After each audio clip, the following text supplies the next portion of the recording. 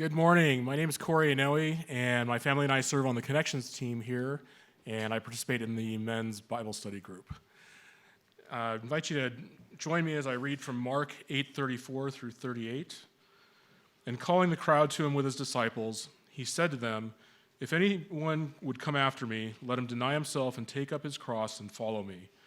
But whoever would save his life will lose it, but whoever loses his life for my sake and the gospel's will save it. For what does it profit a man to gain the whole world and forfeit his soul? For what can a man give in return for his soul? For whoever is ashamed of me and of my words in this adulterous and sinful generation, of him will the Son of Man also be ashamed when he comes in the glory of his Father with the holy angels." Thanks, Corey. What does it profit a man or woman to gain the whole world and yet forfeit his or her soul? That's the question that we'll be focusing on today in this series that we're going through called Questions Jesus Asked. In the context of this, it comes directly after a different question that Jesus asks, one that is vitally important. In fact, we might say it's the most important question. Jesus is with his disciples and he said, "Who do people say that I am?" And then he turned it to the disciples and he said, "Who do you say that I am?" It is the most important question, one that every single person will need to give an answer for, one that we probably thought was going to be part of this series because it's the most important question Jesus asked. And while it's not the focus of our time today, it should be floating around in the back of our head as this is what Jesus just talked about before getting to this passage. He said, "Who do you say that I am?" And one of his followers, Peter, said, "You are the Christ. You are the one who's going to make everything right." And then following from that, Jesus began to teach them what that means. What does it mean that he's the Christ? How is it that he's going to make everything right? He's giving them more of an answer to that question, who is Jesus? And we see this start in Mark, just a little bit before our passage, in Mark 8, verse 31. It says, "And he, Jesus, began to teach them that the Son of Man," Jesus' most used name for himself, he began to teach them that I, Jesus, must suffer many things and be rejected by the elders and the chief priests and the scribes and be killed. And after 3 days, rise again. And he said this plainly. And Peter took him aside and began to rebuke him, but turning and seeing his disciples, he rebuked Peter and said, "Get behind me, Satan, for you are not setting your mind on the things of God, but on the things of man." I mean, are there any more drastic high highs and low lows than what Peter goes through in this section? As we read through the Gospel of Mark to get to this point, we see repeatedly, over and over again, people don't understand who Jesus is. They don't get the full significance of it. Before Peter's confession in this passage, there was only one other time, one other person who correctly identified who Jesus is. And that was Mark, the guy writing the book. And he starts off by saying, this is the gospel of Jesus Christ, the Son of God. And then no one understands him after that. They keep getting it wrong. And so finally, when we get to chapter 8, we have Peter here saying, "You are the Christ." We should be celebrating. Yes, finally someone understands him. And so Jesus starts to teach more of what that means. What does it mean that I'm the Christ? How am I going to make things right? Well, I'm going to go and be rejected by other people and die and rise again. And Peter pulls him to the side. He's like, "Well, you can't say that. You're wrong on this." And we say, no, he didn't get it. He's still not understanding who Jesus is. It's in that time that Jesus looks to Peter. He says, "You are wrong. You are not understanding it. You don't fully see who I am and what it is that I'm about to do.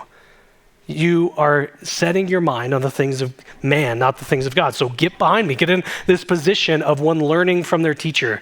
Get in this position of following after Jesus." See, Peter had clear expectations about what the Christ, this one to make all things right, what the Christ was going to do. The Old Testament talks about this militant figure. So he sees Rome oppressing the Jewish people, and he says, well, this Christ is going to come and kick out Rome.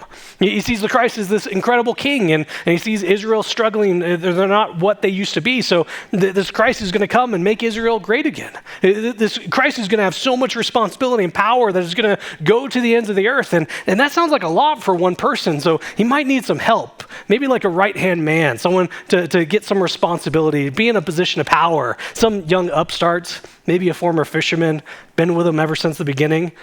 Peter has very clear expectations about what the Christ is going to do. And when Jesus says, in response to hearing the right answer, showing them what the Christ is going to do, it makes no sense for Peter. He doesn't have a category for a Christ who dies. He's supposed to do the killing, not be killed. He's supposed to have power, not have power taken away from him. And yet, in coming and correcting Jesus in this time, he's changing out what is God's plan and will for something that he thinks is better. And that is crucial to understand. Peter is swapping out what God's plan and will is for something that he, Peter, thinks is better. So that adds another thing to be floating around the back of our head. As we get to this passage, is who is Jesus? It's all coming from that question that spawns this whole teaching that comes from it. And then in the immediate context, this idea, not having our mind on the things of man, but instead the things of God. And it's from that Jesus gives this teaching of what does it look like to follow after him? What does it look like to truly know who Jesus is? What does it look like to have your mind on the things of God and not on the things of man? What does it look like to follow in response to understanding who Jesus is? And that's what we get in this passage that was just read for us. And Jesus gives this teaching through what I'm calling 3 lets and 4 fors. So 3 lets, these are these 3 commands that Jesus gives. What does it look like to live in response to him? And then these 4 fors, these 4 reasons why this way that Jesus has for us is best. But we start with those 3 lets, these commands that Jesus gives. And he starts by saying, if anyone is to come after me, if anyone is to be my follower, let him deny himself. So deny yourself is the command that Jesus gives as to what it looks like. So how do we show that we truly understand who Jesus is? How do we put our mind on the things of God and not on the things of man? How do we follow after Jesus? Well, that starts by denying ourselves.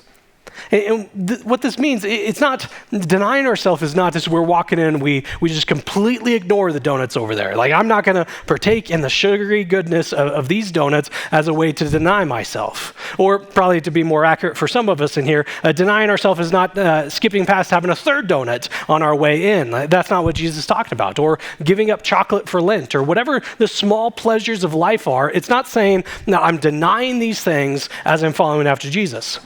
It's more than that. It's by saying I'm following after Jesus, so that means I'm not following myself. It's saying that Jesus is the one who is rightfully ruling over my life. It's not myself. That I'm not the one who's in control. It's not looking at the little things of life, ignoring the little pleasures of life, but it's the bigger question of who rules my life.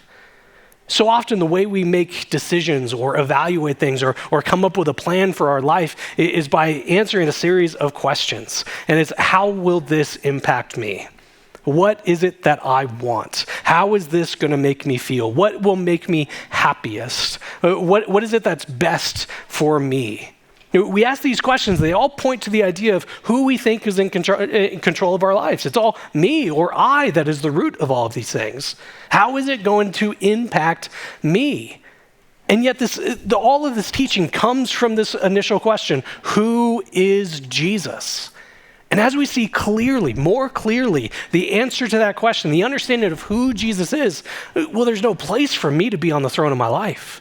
There's no place for me to think that I have any sort of control or ability to make things work in the way that I want them to. There's no category for me being the ruler of my life because I see who Jesus is. That he is the Christ, that he is the one with all power and authority. He is the one with all goodness and control. He is the one who has made a way for salvation and being known by him and lavishly loving us. And so as we understand who Jesus is, there is no place for me saying, yeah, but I'm in control.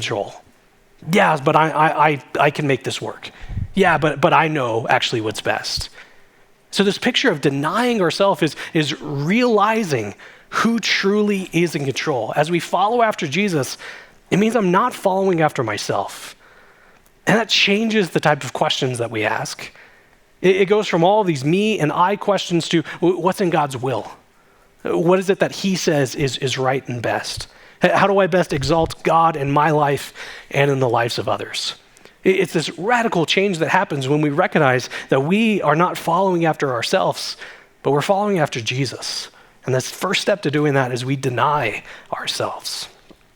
The second command that he has, he says to take up your cross. Jesus says, for those who are following after me, let him take up his cross. Now, we need to remember the timing of Jesus' teaching here. Now, when we think about Jesus in this passage, he just said he's going to go and die and be raised again. And we, as people who might know the end of the story, probably know that Jesus does die on a cross. It's why there's a massive cross behind me right now. But so often as we think about the idea of the cross, it's through that lens of Jesus died on one.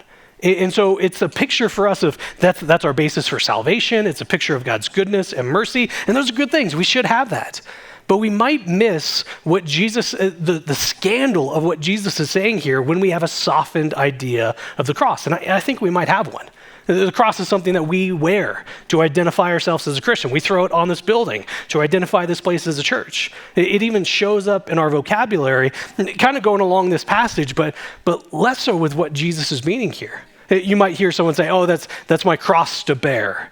The idea is that there's some struggle, some difficulty in my life, but I just need to endure through it. I just need to make my way through it.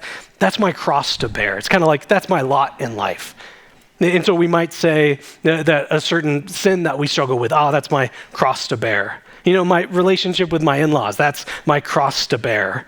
Or I have a soccer team that seems like they really don't like success. And so just the reminder that sticking with them, that's my cross to bear. And they give me continual reminders of the endurance needed to be a fan, even as recent as yesterday when they lost yet again. But the idea of having that be our understanding of the cross misses the scandal of what Jesus is doing here.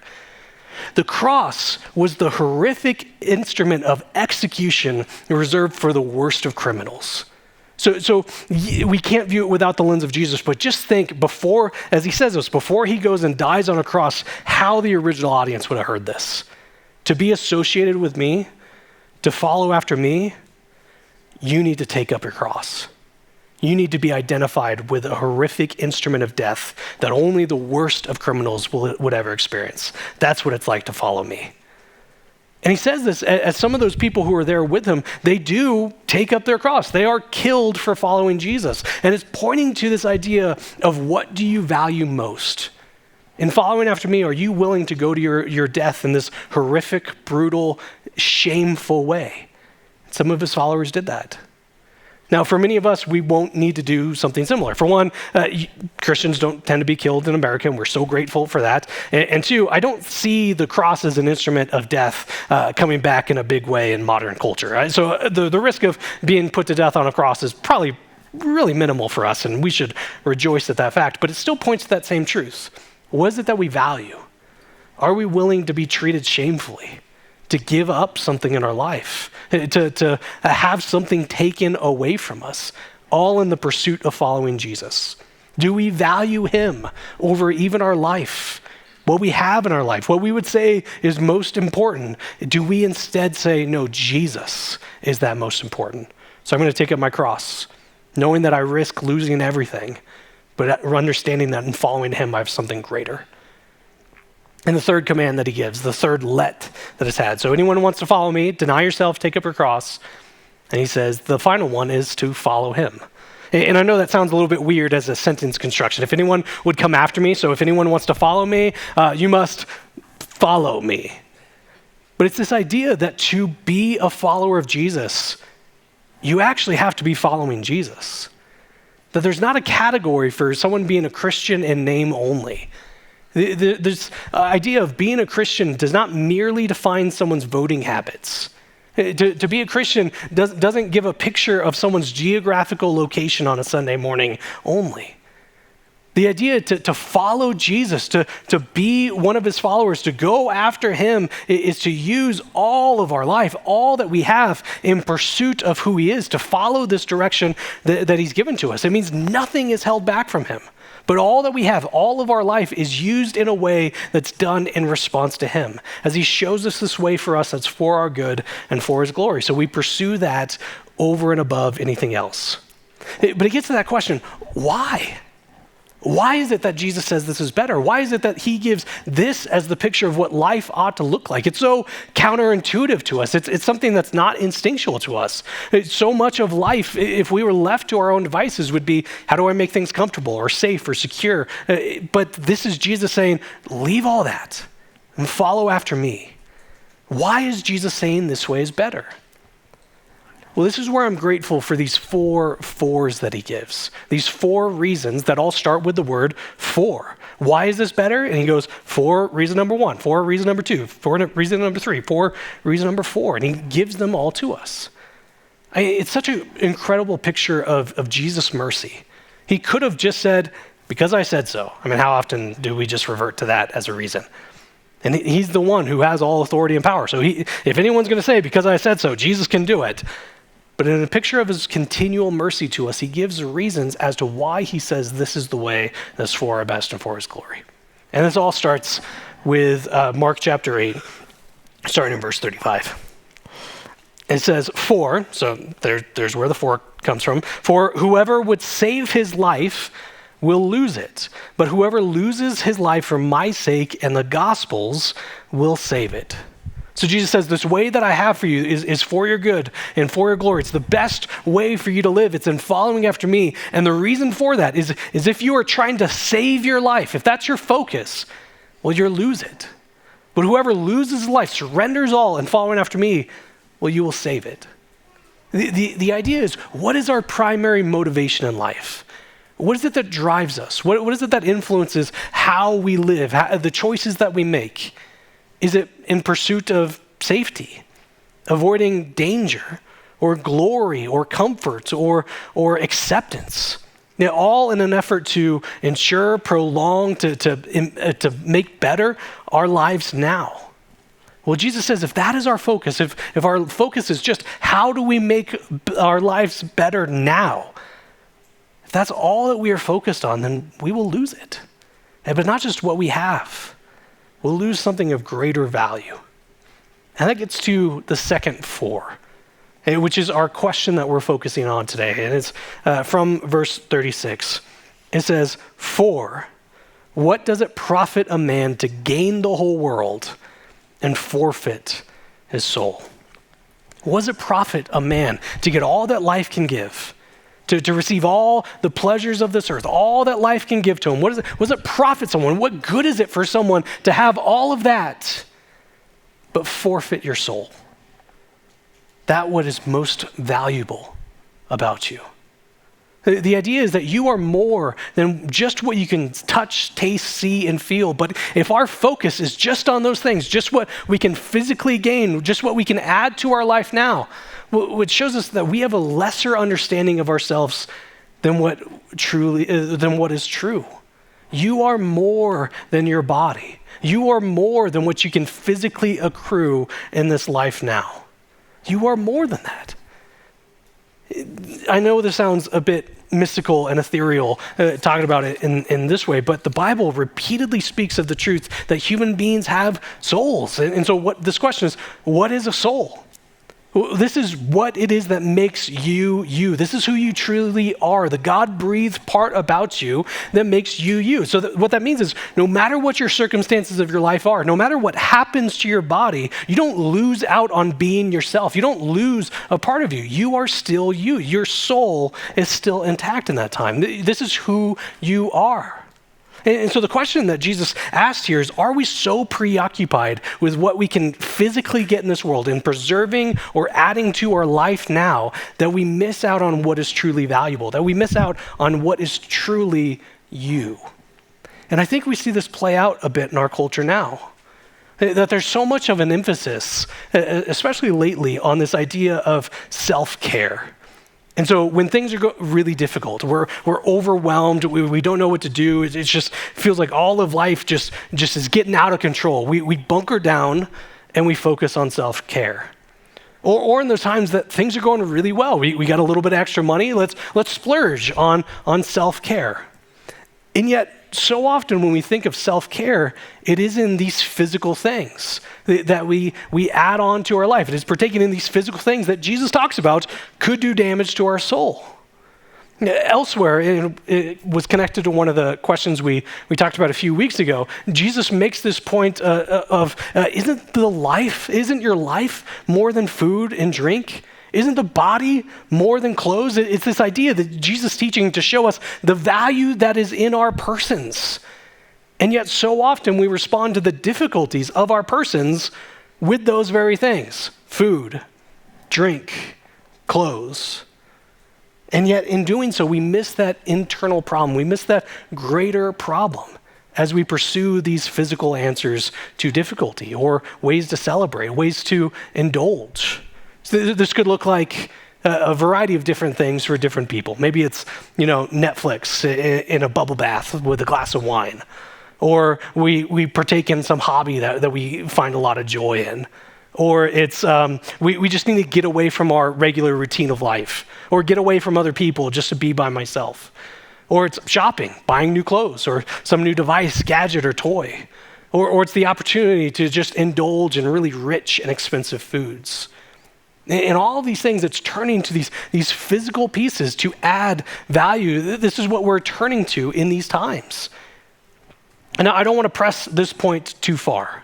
On Tuesday mornings, I've been spending some time with some of the men of the church, and we've been working through heresy, some wrong belief that's been held throughout the history of the church. And one of the ones that we worked on was this belief of Gnosticism. And maybe some of the men in here who were part of that Tuesday morning study are saying, it sounds like you're getting pretty close to Gnosticism, which was this belief that all physical things were bad.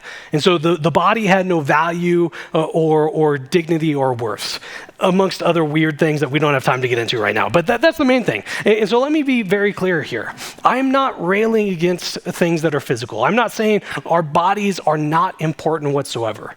But what is our instinct? And when we are at the end of our rope, when things are going really well, what is it that we turn to? Is it these other things, these physical things that we think are going to bring value and significance to our lives? Is that our instinct? Well, that shows us what is our hope. That shows us that we are still learning how we answer that question, who is Jesus? We said earlier that denying ourselves is not talking about these little pleasures of our life. It's not skipping past the donut, but we run into problems if we say, this donut, this is what's going to make me happy. And we never might be that bold to say it, but these things that we ingest, we turn to them for escape or to feel something. Or to give us some sort of worth. Or the purchases that we can make. We would never say, this is my status, this is my identity, but sometimes we buy things just to reveal that. And if we're turning to these things, if this is what self-care looks like, then we might be doing damage to our soul in these times. Don't hear me, though, as some pithy headline on a Christian mom blog that you don't need self-care, you need soul care. You need both. There is a place for feasting.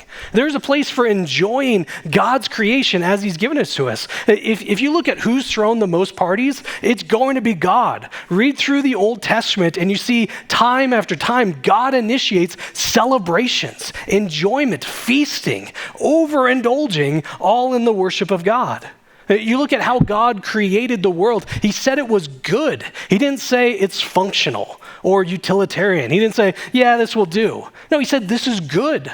So as we enjoy in what life gives to us, it is a way to praise and worship God. The concern, though, is that it can be a way to satisfy a rival God, which is ourselves, which is just feeding into what it is that we think we need best in our life. So what Jesus is doing in this passage, he is concerned for the whole person, body and soul.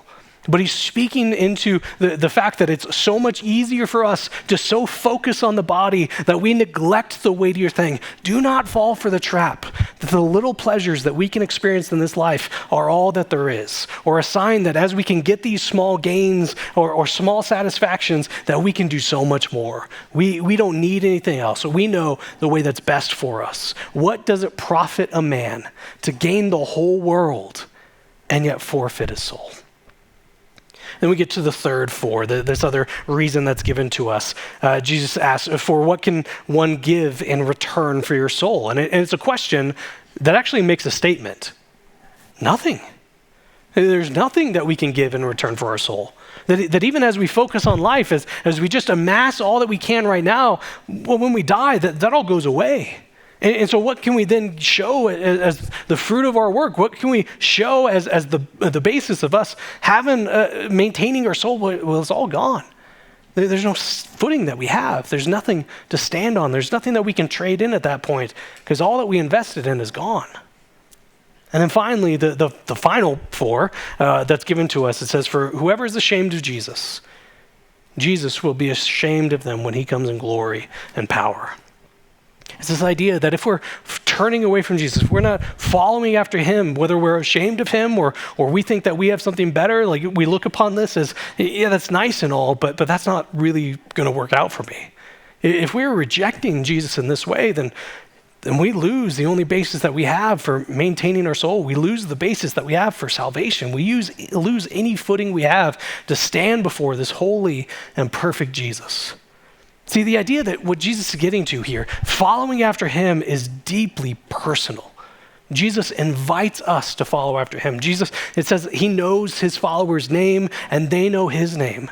Jesus invites people to find salvation in him. That is so personal, and yet it's never private. Following after him impacts every single aspect of our life. It's not as though we have these different categories. This is my Jesus-y side of things, but this is my other side. No, there's nothing other than following after Jesus that impacts and influences everything that we have. It's one of the reasons why we do baptism in the way that we do. It's up here, it's public, it's in front of the church, because it's saying that I'm choosing to follow Jesus. I trust in him. He is my basis of salvation. I'm denying myself, taking up my cross and following after him. And I want to announce that. I want to reveal that to this church, that I want to be associated with Jesus. And that's how we do baptism.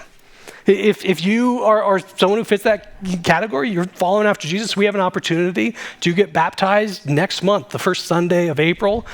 It's the Sunday after Easter, April 7th, I believe is what it is. We have an opportunity for you to be baptized. That as following after Jesus, it is a way to say that I found Jesus as my personal Savior, but it's not something that's ever private.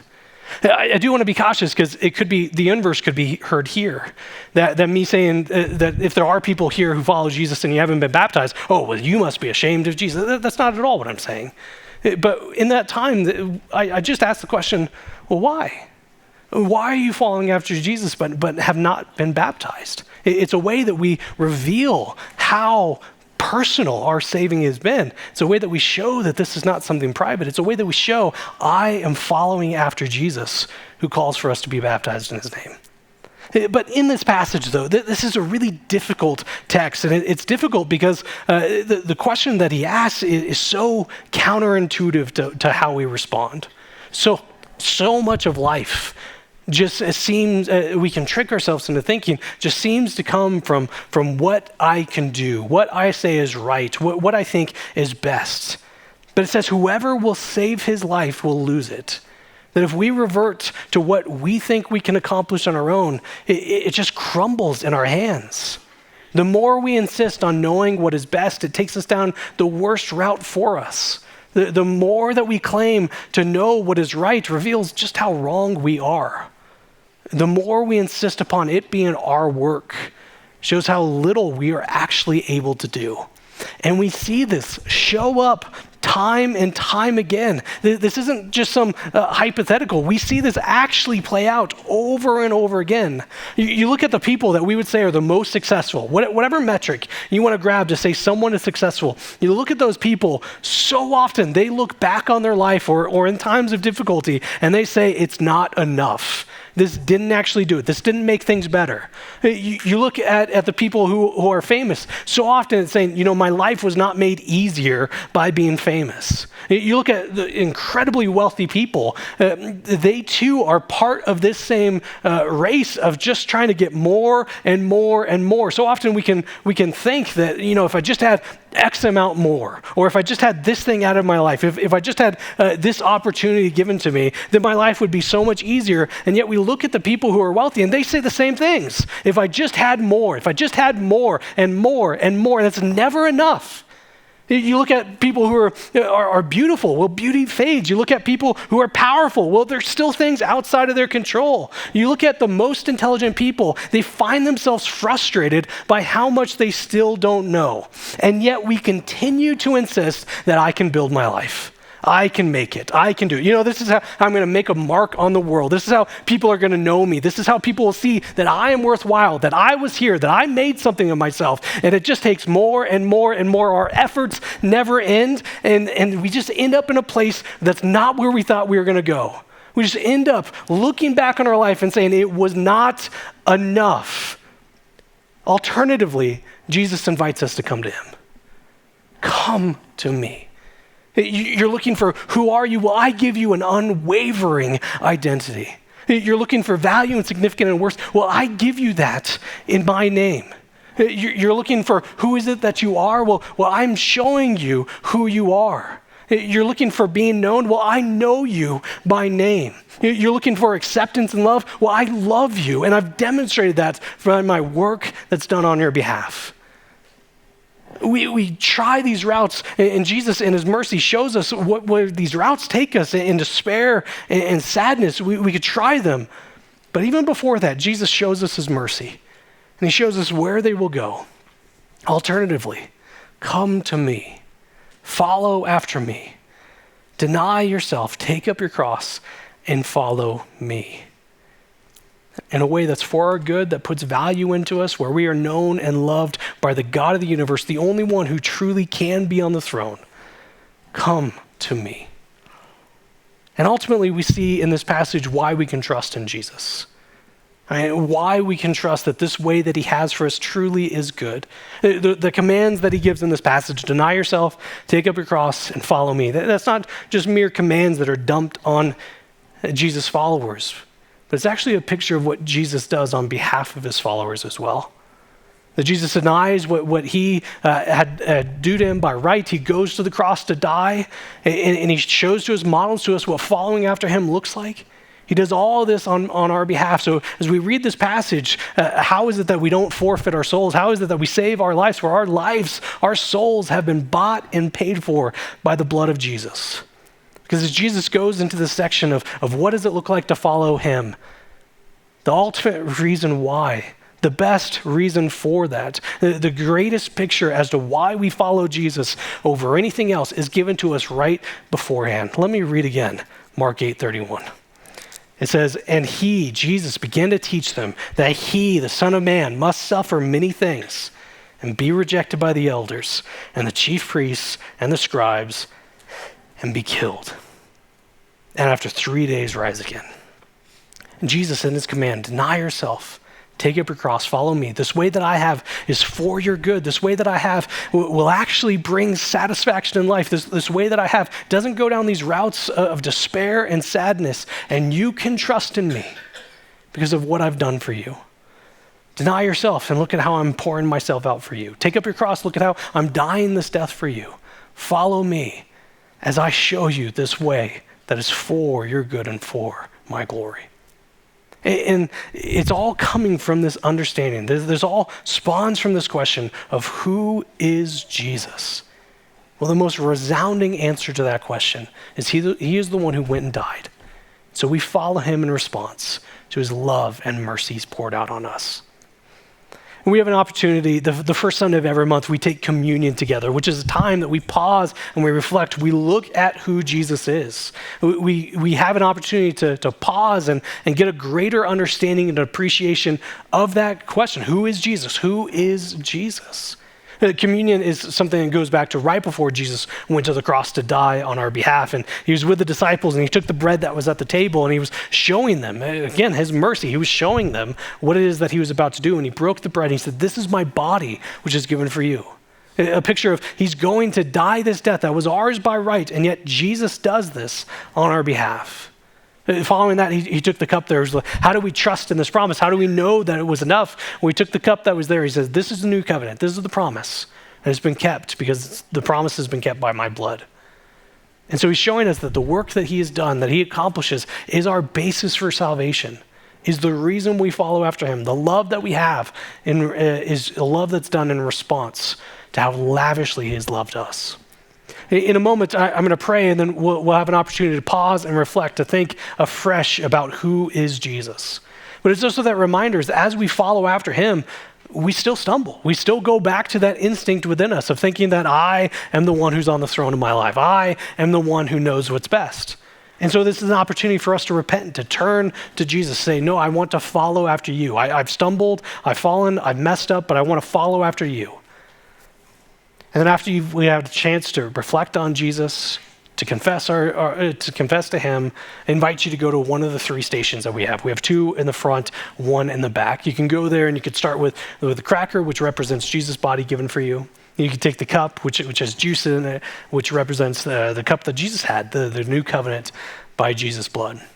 After you've had a chance to take both elements, I invite you to head back to your seat. After everyone's had a chance, we'll continue to worship as we worship through music. But before we do any of that, let me pray for us. We'll have a chance to pause and reflect, to respond to this Jesus in our prayers and in taking communion together. Let me pray. Father, we are so grateful for how merciful you are in this teaching, that we, like Peter, seek to understand you, but we, like Peter, still continue to have a smaller picture of you than we ought. That you showed your mercy to him, and you continue to show mercy to us who don't grasp the fullness of who you are. We still revert back to the ideas of you that we think are best, the plans that we think are the ones that ought to be done. And yet in all things, we want to surrender to you. We want to deny ourselves, recognizing that you are the only one who has the right to rule, the ability to rule.